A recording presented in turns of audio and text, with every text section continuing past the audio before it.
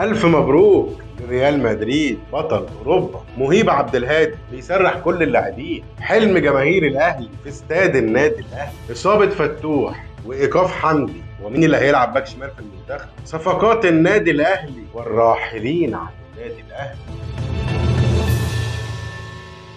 طبعا في البداية ما تنسوش نصلي على النبي عليه أفضل الصلاة والسلام، وندعي لإخواتنا في فلسطين يا رب انصرهم اللهم آمين، وندعي لأولادنا اللي على الحدود ربنا معاهم وربنا يحميهم من أي حاجة لا قدر الله ممكن تحصل على حدودنا. نخش في مواضيع حلقتنا النهاردة ونقول ألف مبروك لريال مدريد. ريال مدريد كده يا جماعة فاز ببطولة دوري أبطال أوروبا على بروسيا دورتموند النهاردة، وكده الريال وصل ل 30 بطولة قارية.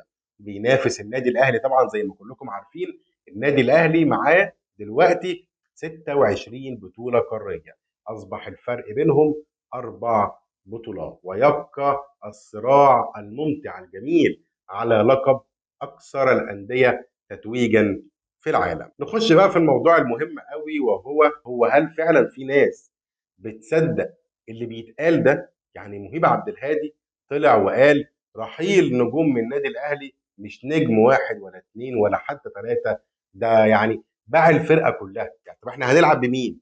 يعني النادي الأهلي هينزل بعد كده مش هيبقى عنده لعيبة. ما انت بيعت الأهلي اللعيبة كلها. قال لك إمام عاشور وكهربا وبرسيتاو وديانج وعبد القادر وعبد المنعم ومعلول. ايه يا مهيب يا عبد الهادي، في ايه يا عمنا؟ مش كده يا باشا. انت بعت لعيبة الأهلي كلهم. فطبعا يعني ده حبيت اتكلم في النقطه دي، ان لا طبعا الكلام ده مش مظبوط خالص. الاهلي يا جماعه بيعمل فريق محترم، وهقول لكم في الخبر اللي معانا بعد كده اللي هو صفقات الاهلي. الاهلي عايز يعمل فرقه محترمه ينافس على الانتر كونتيننتال، او مش ينافس بقى لان البطوله صعبه طبعا، يعني يلعب اداء مشرف في الانتر كونتيننتال. وطبعا الاهم هو مونديال الانديه بنظامه الجديد باذن الله. استاد النادي الاهلي يا جماعه حاجه مفخره، وحاجه ياما تمناها جماهير النادي الاهلي. كلنا طبعا نفسنا يبقى عندنا استاد باسم النادي الاهلي. فيعني خلاص بنسبه كبيره مجلس اداره النادي الاهلي بقياده الكابتن الخلوق المحترم الكابتن محمود الخطيب خلاص، يعني كلها كام يوم ويطلعوا يقولوا لنا عن اخبار الاستاد واللي هيحصل في الاستاد. واللي انا عايز اقوله لك يا مشجع يا اهلاوي ان الاستاد ده هيكون فعلا مفخره ليك ومفخره لمصر والقاره افريقيا. الاستاد باذن الله هيكون نفس ستايل الاليانز ارينا بتاع بايرن ميونخ، وكمان هيكون في مول تجاري محترم، وكمان هيكون في فندق، مستشفى، ستور للنادي الاهلي، متحف للنادي الاهلي. بص يا جماعه حاجات كتير قوي وحاجات عظمه، حاجات بجد تفرح تفرح تفرح يعني. ولكن ان شاء الله هيتم وضع حجر الاساس فيها في الشيخ زايد طبعا. هيطلع بقى النادي الاهلي والكابتن محمود الخطيب هيقول لنا عن ابرز التفاصيل وفرحه النادي الاهلي وفرحه جماهير الاهلي ان شاء الله هنبدا العمل في استاد النادي الاهلي. عايز اقول لكم كمان ان وصل محمد صلاح لمنتخب مصر، ومعانا صوره اهو لمحمد صلاح وهو موجود مع حسام حسن وابراهيم حسن. وطبعا نتمنى الاستقرار للمنتخب المصري والتوفيق باذن الله في مباراتي بوركينا وغينيا ان شاء الله، ونصعد لكأس العالم. عايز اقول لكم ان في موقف صعب قوي في المنتخب، موقف الباك الشمال. الباك الشمال في المنتخب الكابتن حسام حسن كان ضم فتوح ومحمد حمدي، ولكن فتوح اتعرض لاصابه، نتمنى له العوده بالسلامه. ومحمد حمدي طبعا كان واخد طرد في بطوله الامم الافريقيه، فبالتالي موقوف في مباراه بوركينا فاسو.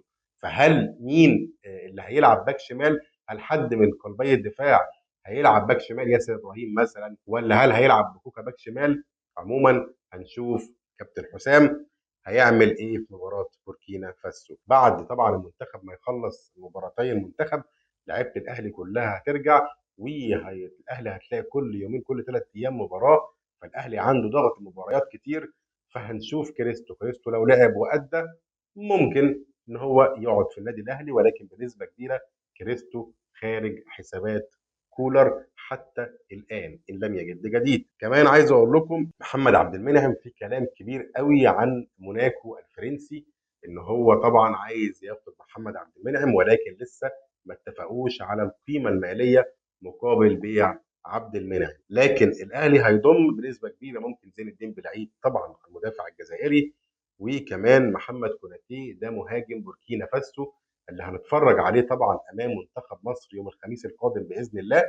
هنشوف محمد كوناتي في ارضيه الملعب، هنشوف اداؤه، نتمنى انه يكون لاعب كويس، لاعب يليق بالنادي الاهلي، لاعب يجي يضيف للنادي الاهلي، لان احنا يا جماعه محتاجين لعيبه فعلا تضيف للنادي الاهلي، لان الاهلي داخل على بطولات كبيره، والاهلي دايما كما عود جماهيره ما بيدخلش بطوله الا وبينافس عليها وبيحصل عليها كمان. فاحنا عايزين اضافات قويه للفريق تأدي مع الفريق في مونديال الانديه والبطوله الانتر كونتيننتال. طبعا كده موضوعنا خلصت وحلقتنا خلصت، ما تنسوش تعملوا لايك واشتراك في القناه.